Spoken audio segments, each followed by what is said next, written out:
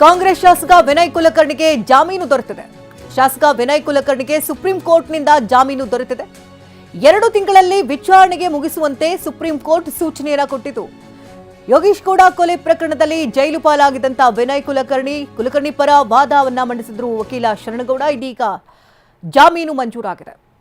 ಧಾರವಾಡ ಕಾಂಗ್ರೆಸ್ ಶಾಸಕ ವಿನಯ್ ಕುಲಕರ್ಣಿಗೆ ಜಾಮೀನು ಮಂಜೂರಾಗಿದ್ದು 2 ತಿಂಗಳಿನಲ್ಲಿ ವಿಚಾರಣೆಯನ್ನ ಮುಗಿಸುವಂತೆ ಸುಪ್ರೀಂ ಕೋರ್ಟ್ ಸೂಚನೆಯನ್ನ ಕೂಡ ಕೊಟ್ಟಿದೆ.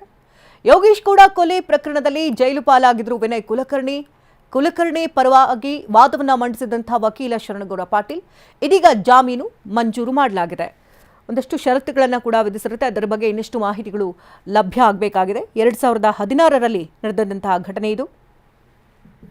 ಇವಾಗ ಇನ್ನಷ್ಟು ಡೀಟೇಲ್ಸ್ ಅನ್ನ ಪಡ್ಕೊಳ್ಳೋಣ. ದೆಹಲಿಯಿಂದ ನೇರ ಸಂಪರ್ಕದಲ್ಲಿ ನಮ್ಮ ಪ್ರತಿನಿಧಿ ಮಹೇಶ್ ಇದ್ದಾರೆ. ಮಹೇಶ್, ಈಗ ವಿನಯ್ ಕುಲಕರ್ಣಿ ಅವರಿಗೆ ಜಾಮೀನು ದೊರೆತಿರುವಂತದ್ದು ಯಾವಾಗ ಬಿಡುಗಡೆ ಆಗಬಹುದು, ಏನ್ ಮಾಹಿತಿ ಸಿಗ್ತಿದೆ? ಏನಾದರೂ ಶ್ಯೂರಿಟಿ ಮತ್ತೆ ಒಂದಷ್ಟು ಏನಾದರೂ ಹೇಳಿದ್ಯಾ ಕೋರ್ಟ್ ಕಡೆಯಿಂದ ಏನಾದರೂ?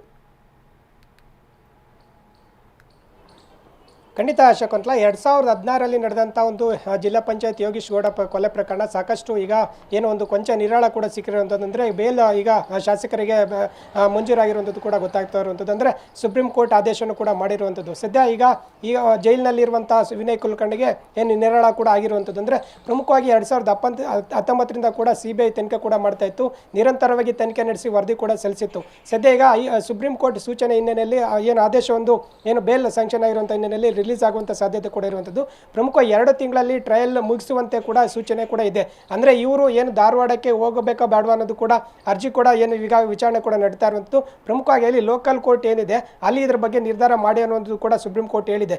ಸದ್ಯ ಈಗ ಎಲ್ಲ ಒಂದಷ್ಟು ಏನೋ ಕಂಡೀಷನ್ಸ್ ಹಾಕಿ ಬೇಲನ್ನು ಸ್ಯಾಂಕ್ಷನ್ ಮಾಡಿರುವಂಥದ್ದು.